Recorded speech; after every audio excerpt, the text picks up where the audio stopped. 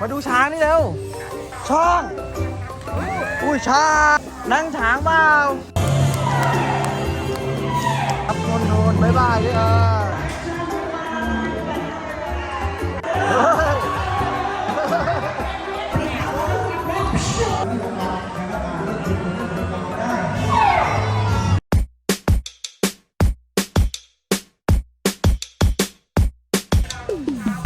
มาดูช้างนี่เร็วโหดูมีช้างช้างอุ้ยช้างเฮลโลนี่เฮลโลนั่งช้างเปล่ามีสระว่ายน้ำมีบ่อน้ำด้วยนี่นี่เขายังทำไม่เสร็จนี่ลุงต้ากำลังไปซื้อกล้วยเลยก็ไปเดินไปลุงต้าเดินเข้ามาเร็วลุงต้าให้แล้ว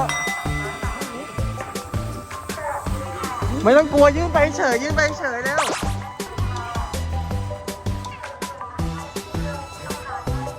กลัว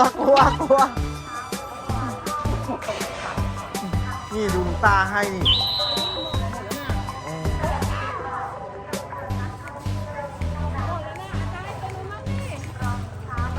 ช้างอลิสบ๊ายบายน้องลิสบ๊ายบายอ๋อบ๊ายบายช้างอ๋อลิสบ๊ายบายช้างนี่ดูต้องงวงบ๊ายบายอลิสบ๊ายบายช้างให้พ่อให้ดูก่อนให้พ่อนี่เห็นไหมเนี่ยพ่อให้แล้วเห็นไหมให้กล้วยช้างเขาหิวภาษาอังกฤษว่าไงครับภาษาอังกฤษ elephant โอ้เว้ยดี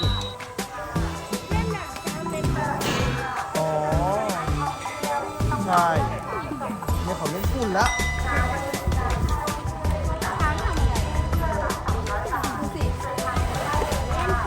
เล่นฝุ่นไง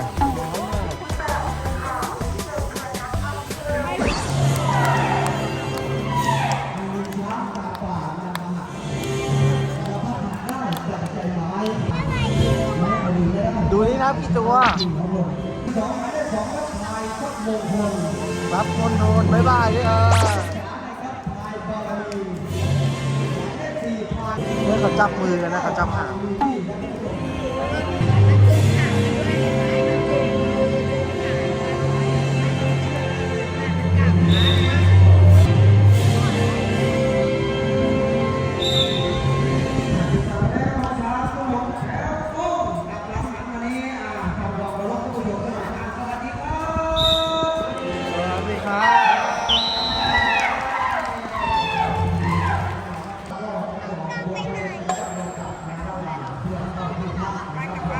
ไปที่ปั๊บเดี๋ยวเขาไปเปลี่ยนชุดก่อน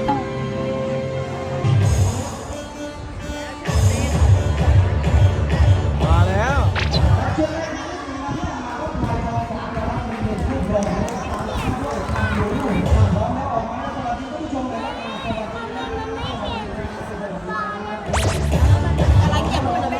เนี่ยวอร์มเห็นไหม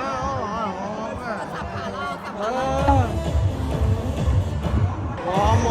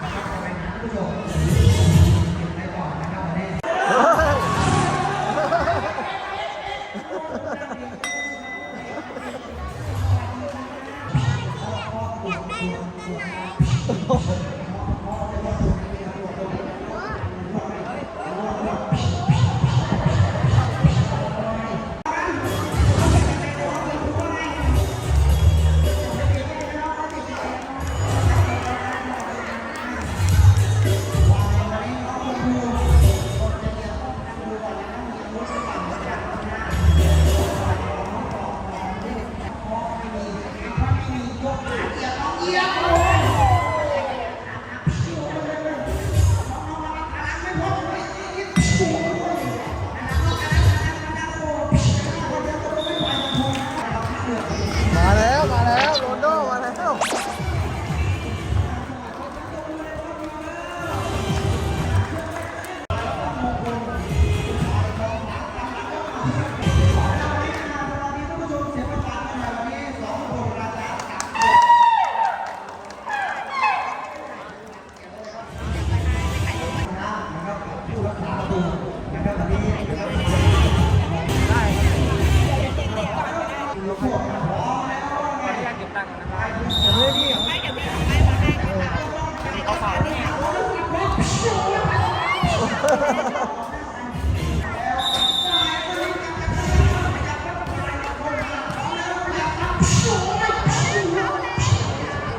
ไม่เข้า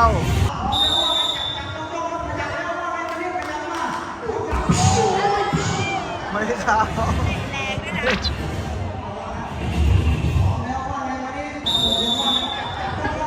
ยิงแล้วยิงแล้วเฮ้ยโอ้โห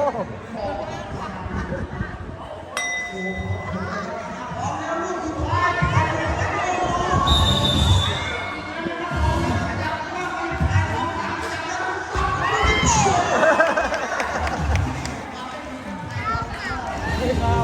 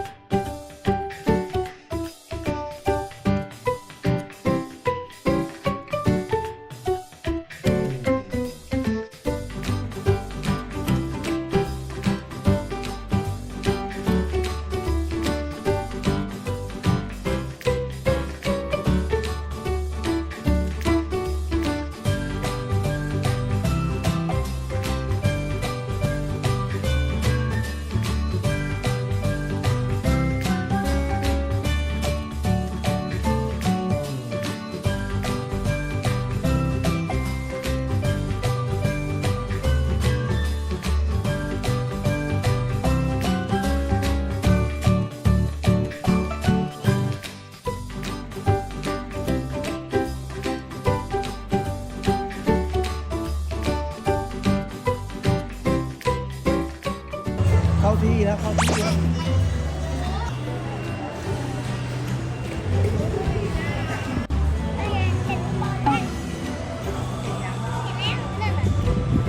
นั่นไงที่บอกว่ามันไปถ่ายรูปได้เลยไปปะล่ะ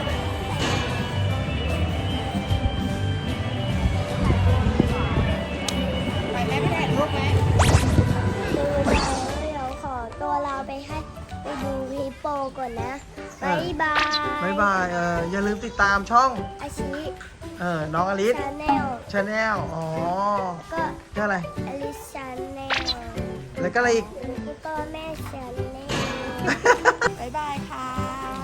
อย่าลืมกดไลค์ แชร์อย่าลืมกดไลค์และอย่าลืมกดซับสไครต์ให้กับอาชีกับน้องอลิสด้วยนะคะ บายบา